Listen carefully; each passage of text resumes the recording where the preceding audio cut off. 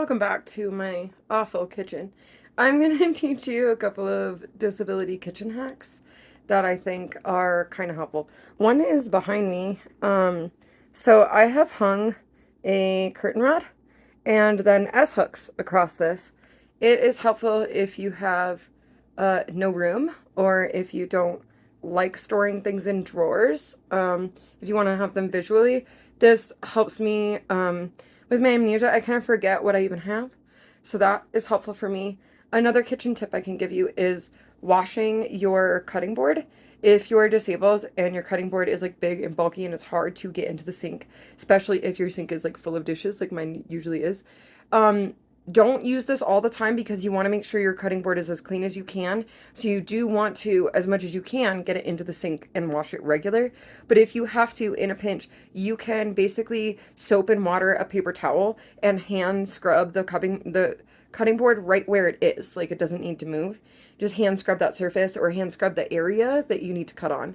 And then stick to that area that you scrubbed. Make sure you also water it after. Like you can you can do like a paper towel with soap and water, then a paper towel with water, and then a dry paper towel after to get everything off. Make sure you use regular dish soap. Don't use anything crazy. Just pretend it's a dish that you can't move. Pretend it's attached to the counter. I'm sure you've had to experience this if you're disabled and things feel like they're attached because they're too heavy. Um, yes, I recommend that. Also, I have a dish mat, like a dish drying mat, or a better way to picture this might be like, you know, the material that your mouse pad has on the bottom where it's like rubber. I have one of those underneath my cutting board. I've also seen Gordon Ramsay take like a wet paper towel and shove it under his wooden cutting board, and it kind of sticks to the surface more so it doesn't wiggle around while you're cutting. I'm also going to suggest using smaller knives.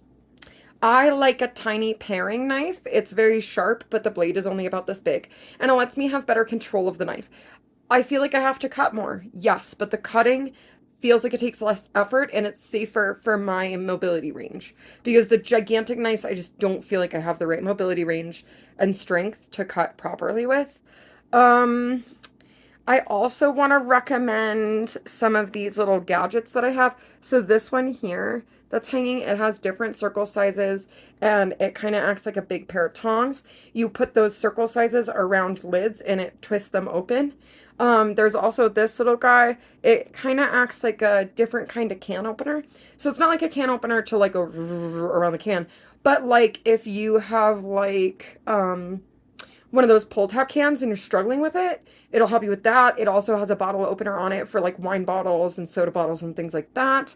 I also have what is essentially a rubber placemat. It is not a pot holder, not a pot holder. It is a rubber opener. It looks like a pot holder, but it is to open cans. It's to give you extra grip. Um, I've also heard of some places online, I think it's called like Blind Cooking or Blind Kitchen. They have some products on there that are geared towards people with disabilities that I think is on Amazon. I'm sorry if I'm quoting them wrong. I heard it off somebody else's disability YouTube feed and my amnesia doesn't even allow me to remember which person it was. So sorry. I do love you and follow you, whoever you are. Um, what else can I give you? I have whiteboard tape where you like cut the a little piece and you can write on it like a whiteboard. I have stuck those on the inside of my fridge. That helps me remember where to put the food away.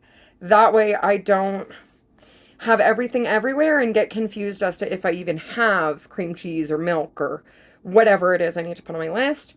I also have safe food lists. That's something you could do. Write a safe food list so that you know what to get at the grocery store. You could write a restock list. I have an ultimate restock list that has every single product I've basically ever bought in my life that was good enough to buy again. It's a little annoying to create, but once you get started, it'll be okay. Like you'll work through it. Trying to think of what else. I really appreciate my electric kettle. Because it turns on with the press of a button and that just sometimes is better for me when it comes to um boiling water, and it also auto shuts off. So if I for some reason got sick and had to walk away from it, it would turn itself off before it like burned my house down. And that's better than the stove can do typically. Um, trying to think of anything else. A couple of tips that I have when it comes to just like cutting, um, point your knife down to like puncture something before you try to cut it, because let's say you have a round tomato, that skin is going to be more hard to cut through than the inside of the tomato. So you want to puncture it first and then cut it in half. Once you get the tomato like cut in half, you're going to want to cut into the seed or the flesh side, not the skin.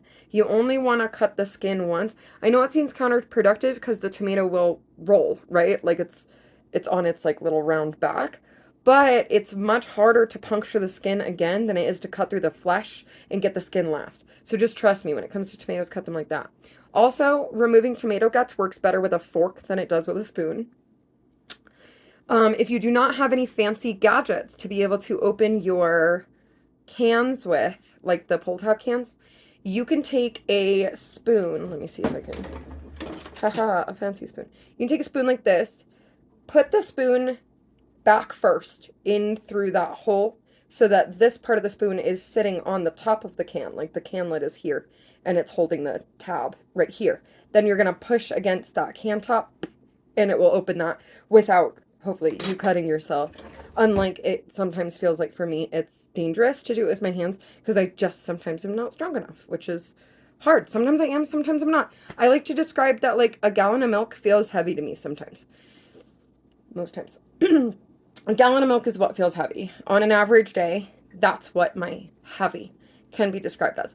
Most people wouldn't say that, but also maybe the person that I'm talking to, maybe you who's listening to this, thinks a pickle is heavy. Do you know what I mean? Like thinks like a glass of milk is heavy. And I'm not gonna try to put those assumptions on your abilities because I don't like when people do that to me. So yeah, hopefully some of these tricks and tips helped you. If I come up with more, I think they're just gonna have to go in a different video because I'm gotta move on to other things, I suppose. Anyways, I do really hope it helped. Let me know what tricks you might use. We are not here to shame how you get your kitchen clean or food made. It's more just that we get it made and get it eaten. So have a happy day, and I hope you have easier cooking in the future.